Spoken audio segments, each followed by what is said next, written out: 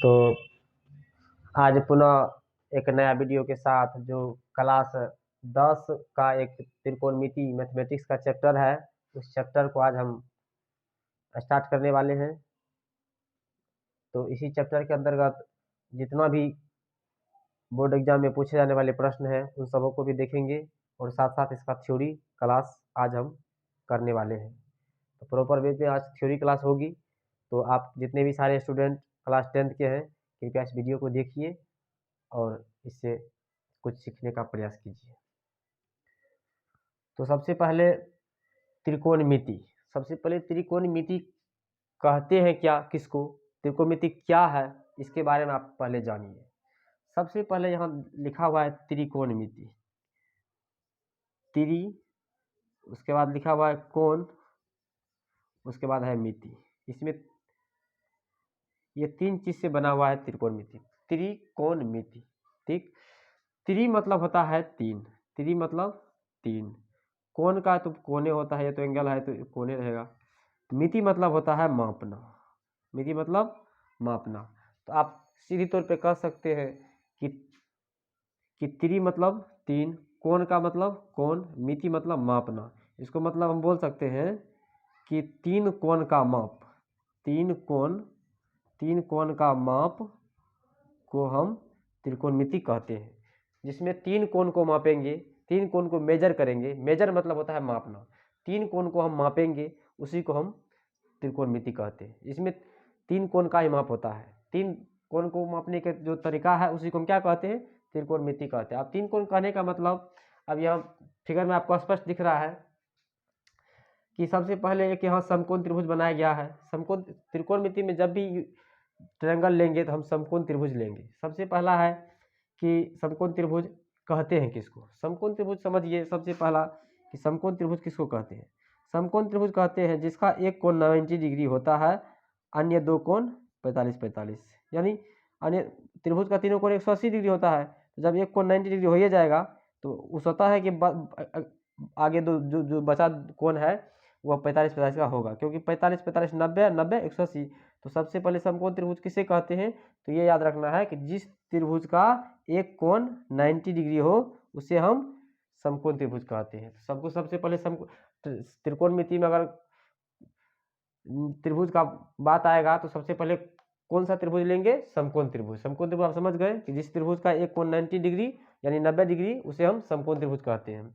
तो देखिए समकोण त्रिभुज में एक कोण 90 डिग्री आपको दिख रहा है, एक कोण आपको थीटा दिख रहा है। सबसे पहले आप यहाँ भी जाने त्रिकोणमिति, तीन कोण के माप। तो तीन कोण देखिए, ये कोण हुआ, ये कोण हुआ और ये कोण 90 डिग्री। तो सबसे पहले इसमें तीन कोण है, तीन भुजा भी है। तो सबसे पहली भुजा जो होता है उसको लंब बोलते हैं, जिसको पी से लिखा जाता है, यानी परपेंडिकुलर होता है इंग्लिश में। उसके बाद यहाँ नीचे में ये भुजा दिख रहा है, ये लाइनिंग, इसको हम आधार बोलते हैं। और ये सबसे बड़ी भुजा को हम कर्ण बोलते हैं, जिसको एच से बोलते हैं हाइपोटेनियस। बी से हो गया बेस। तो सबसे पहले छोटी मोटी जानकारी आपको रखना है। अब देखिए कि ये जो रिलेशन दिया था त्रिकोणमिति में कर्ण, आधार और लंब के बीच, वह पाइथागोरस साहब ने दिया था। पाइथागोरस साहब ने दिया था, तो पाइथागोरस उन्हीं के नाम पे पाइथागोरस प्रमेय रखा गया था। तो पाइथागोरस प्रमेय रखा गया।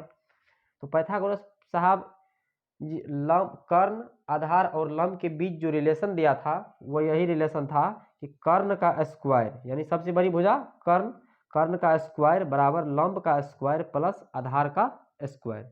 ये पाइथागोरस साहब ने ये रिलेशन दिया था, संबंध, कि कर्ण का स्क्वायर बराबर लंब का स्क्वायर प्लस आधार का स्क्वायर। तो कर्ण को एच यानी हाइपोटेनियस शॉर्ट में लिख सकते हैं, इसका मीनिंग होता है इंग्लिश में हाइपोटेनियस। तो कर्ण को हम एच लिखेंगे, एच स्क्वायर बराबर लंब को P perpendicular P square plus आधार को हम बेस लिखते हैं, तो इंग्लिश में बी का स्क्वायर।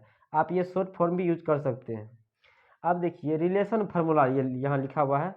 तो रिलेशन मतलब संबंध सूत्र, इसका जो रिलेशन तो ये पाइथागोरस दे दिया था, लेकिन अब इसमें कर्ण का अलग, लंब का अलग और आधार का अलग अलग हम फार्मूला को यहाँ जानने वाले हैं। तो सबसे पहले देखिए कि एक चीज यहाँ समझिए कि मेन फार्मूला तो हमको ये हो गया कि कर्ण का स्क्वायर बराबर लंब का होल स्क्वायर प्लस आधार का होल स्क्वायर, ये हो गया आपको मेन फार्मूला। अब देखिए ये तो हमारा मेन फॉर्मूला हो गया कि कर्ण का स्क्वायर बराबर लंब का स्क्वायर प्लस आधार का स्क्वायर। इसी में से अगर हम ये जानना चाहें कि सिर्फ कर्ण का फॉर्मूला बताना है, सब सिर्फ कर्ण बराबर, तो सिर्फ कर्ण बराबर जब बताएंगे तो स्क्वायर यहाँ से हटेगा, बराबर के अगर इस सब स्क्वायर में है तो हमको स्क्वायर हटेगा तो इधर क्या लगेगा, रूट लग जाएगा। तो इधर जितना भी लिखा हुआ है सब पर क्या हो जाएगा, रूट हो जाएगा। तो हो गया रूट के अंदर में लंब का होल स्क्वायर प्लस क्या हो गया, आधार का होल स्क्वायर। अब देखिए तो मेरा कर्ण का फॉर्मूला निकल के क्या आया कि कर्ण बराबर रूट अंडर लंब का स्क्वायर प्लस आधार का होल स्क्वायर। अब देखिए यहाँ से अगर लंब का फॉर्मूला हम जानना चाहें, लंब बराबर, तो वो क्या जानना है, तो सबसे पहले देखिए एक सेकेंड, लंब स्क्वायर हमको सबसे पहले निकालना है, उसके बाद लंब निकालेंगे। सबसे पहले हमको क्या निकालना है, लंब का स्क्वायर। तो लंब स्क्वायर को रख देंगे तो इधर इधर क्या है, कर्ण स्क्वायर, तो लिखेंगे कर्ण का होल स्क्वायर, आधार स्क्वायर प्लस में छिपा है तो इधर क्या आ जाएगा बराबर की साइड, तो माइनस में आ जाएगा आधार का होल स्क्वायर। तो हमको ये फॉर्मूला निकल के क्या आया कि लंब का स्क्वायर बराबर कर्ण का स्क्वायर माइनस आधार का स्क्वायर। ठीक, अब यहाँ से तीसरी फॉर्मूला के रूप में जाने हम लंब निकाल लेंगे। अब लंब निकल जाएगा यहाँ से, तो लंब बराबर क्या हो जाएगा, अगर फिर स्क्वायर हटाएंगे तो इधर इस पर रूट लगेगा, तो इस पर रूट आ जाएगा, तो क्या हो जाएगा इस पर अंदर में कर्ण का होल स्क्वायर माइनस आधार हो गया, यहाँ क्या लिखेंगे आधार का होल स्क्वायर। तो हमको लंब का फॉर्मूला पता चल गया, यहाँ लंब स्क्वायर का पता चल गया, कर्ण स्क्वायर पता चला तो कर्ण निकल गया, लंब स्क्वायर पता चल गया तो हमको लंब निकल गया।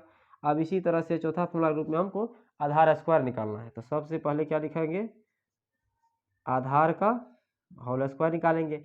इसको निकालना है तो इसको इधर भेज दीजिए, तो इधर पहले क्या है कर्ण स्क्वायर, इधर पहले कर्ण स्क्वायर है, ये प्लस में लंब स्क्वायर है तो इधर माइनस में आ जाएगा, तो माइनस में क्या आ जाएगा लंब का होल स्क्वायर।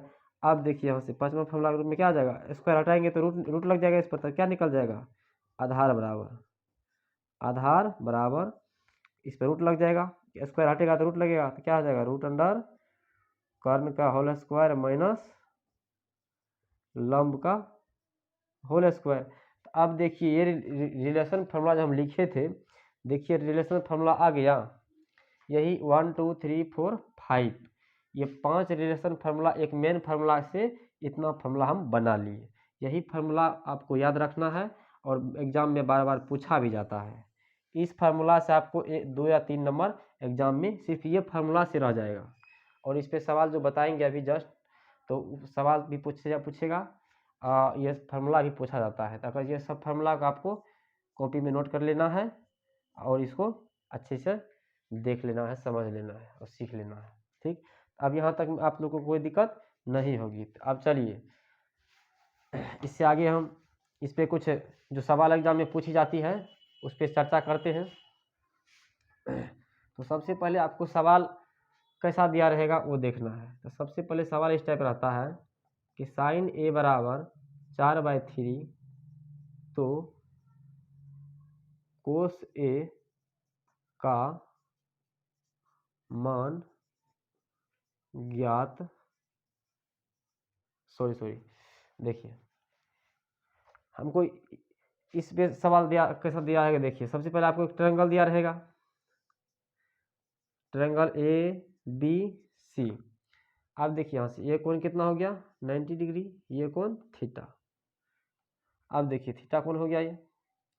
तो सबसे पहले आपको सवाल में रहेगा कि इसका मान 3 सेंटीमीटर है, यहाँ जो है ए बी ये आपको दे देगा 3 सेंटीमीटर। ठीक, बी सी है आपको दे दिया 4 सेंटीमीटर, ये 4 सेंटीमीटर। आपको पूछ लेगा कि ए सी का मान वाट, ए सी निकालिए। सवाल इस टाइप से पूछा जाता है कि ए बी भुजा की लंबाई जो है 3 सेंटीमीटर, बी सी आपको दे देगा 4 सेंटीमीटर और ए सी आपको निकालना है। तो सबसे पहले ए सी निकाल, ए सी क्या है, हमको यहाँ कर्ण दिख रहा है, ए सी क्या है कर्ण। तो सबसे हमको पहले ए सी निकालना है, सबसे पहले हमको ए सी यानी इसको कर्ण निकालना है। कर्ण पूछ रहा है हमसे, तो कर्ण का फॉर्मूला क्या होता है रूट अंडर लंब स्क्वायर प्लस आधार स्क्वायर। तो फॉर्मूला क्या लगाएंगे रूट अंडर लंब का होल स्क्वायर प्लस आधार का होल स्क्वायर।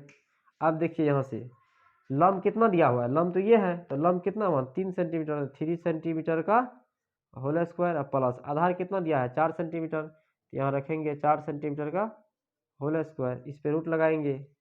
अब देखिए 3 का स्क्वायर 9 सेंटीमीटर स्क्वायर प्लस में इधर 4 का स्क्वायर 16 सेंटीमीटर स्क्वायर। अब देखिए इस पे क्या लग जाएगा, रूट लग जाएगा।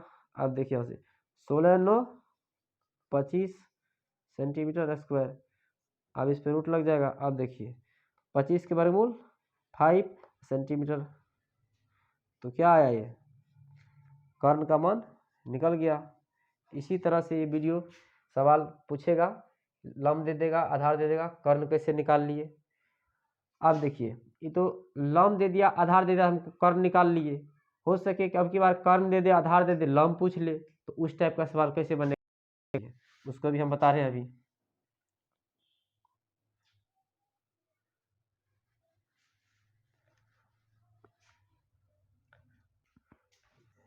तो जैसे देखिए ऐसा त्रिभुज दिया रहेगा ए बी सी, देखिए आपको तो पता है कर्ण है, ये लंब है। तो जैसे मान के चलिए आपको कर्ण दे दिया 4 सेंटीमीटर, ये दे दिया 3 सेंटीमीटर, आपको पूछ लेगा ये लंब कितना होगा। हमको पता है लंब निकालना है, तो सबसे पहले देखिए यहाँ से लंब बराबर फॉर्मूला क्या होता है, रूट अंडर कर्ण का होल स्क्वायर माइनस आधार का होल स्क्वायर। तो अब देखिए यहाँ से रूट लगाएंगे, कर्ण कितना दिया है 4 सेंटीमीटर, तो 4 सेंटीमीटर का होल स्क्वायर इधर माइनस हो जाएगा, आधार आधार 3 सेंटीमीटर, तो 3 सेंटीमीटर का होल स्क्वायर हो जाएगा। देखिए 4 का स्क्वायर कितना हो जाएगा 16 सेंटीमीटर होल स्क्वायर माइनस 3 का स्क्वायर 9 सेंटीमीटर होल स्क्वायर, इस पर रूट लग चढ़ जाएगा, 16 में से 9 गया 7 सेंटीमीटर